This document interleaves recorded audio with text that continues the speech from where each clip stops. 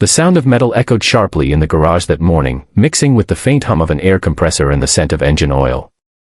But underneath that familiar chaos, something deeper was brewing, a moment that would change several lives forever. Malik bent over the open hood of an old sedan, his hands smeared with grease and his eyes tired from working through the night. He wasn't supposed to be here this early, but he had promised himself that no customer would ever leave this place helpless, especially not someone who reminded him of his late mother. And when the frail elderly woman arrived with trembling hands and a car that refused to start, he didn't see a job.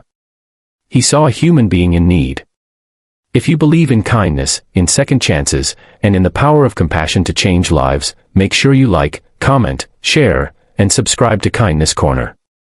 Your support keeps these stories of hope and humanity alive. Malik had been working at Redline Auto Repairs for barely 6 months. He was young, just 22, but life had aged him faster than his years. His father had been a factory worker, gone too soon in an accident that left Malik as the sole breadwinner for his younger sister. Money was always tight, and the boss, Mr. Harlan, a strict man with years of experience and little patience, constantly reminded him that kindness didn't pay the bills.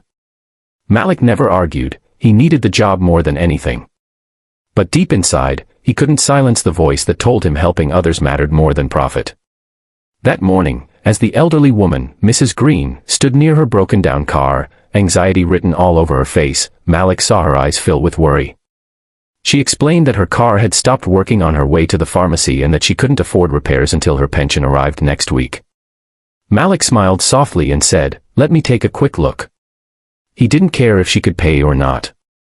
He knew how it felt to stand helpless with no one willing to help.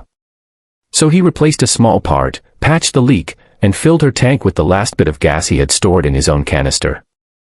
Mrs. Green's eyes welled up when the engine roared back to life. She tried to offer him her last few dollars, but he shook his head. "Just drive safe, ma'am," he whispered, waving her goodbye.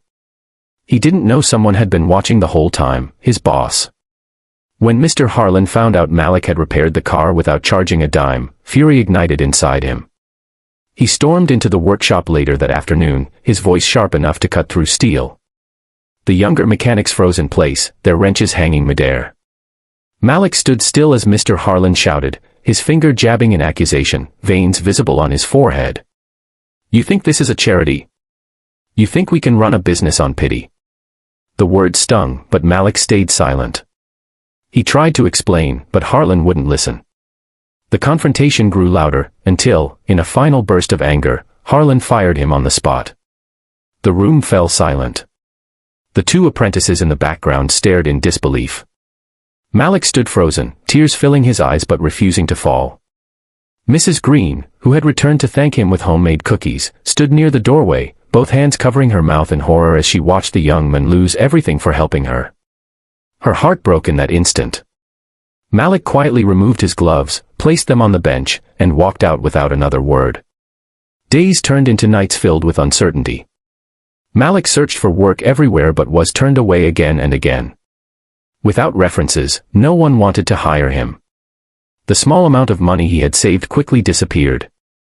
His sister, unaware of what had happened, kept asking why he seemed so worried. He told her everything was fine, but the truth weighed heavily inside him. His dreams of one day opening his own small repair shop were slipping away. Meanwhile, Redline Auto Repairs began to feel strangely colder without him. The other mechanics noticed the silence in the mornings, the lack of laughter, the missing sense of teamwork Malik had brought. Customers began to complain too. Malik's honesty had earned their trust, and without him, many stopped returning. But the real turning point came 3 days later when Mr. Harlan received an unexpected visitor, Mrs. Green. She arrived with her cane, her soft lavender cardigan neatly buttoned, and a determined look in her tired eyes. She approached the boss, her voice trembling but clear. She explained who she was, the woman whose car Malik had fixed. She told him how that very same day, after leaving the garage, she had been on her way to visit her sick grandson in the hospital. Without Malik's help, she wouldn't have made it in time.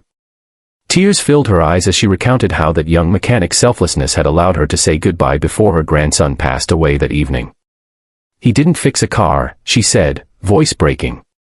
"He gave me something I can never repay, a final moment with someone I loved."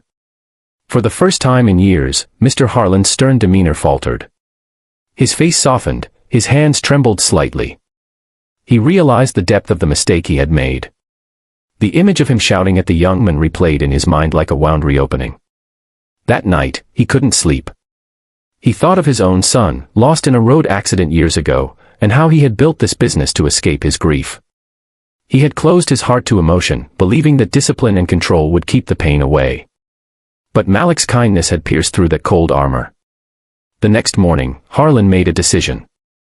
He found Malik's address through one of the apprentices and drove there himself.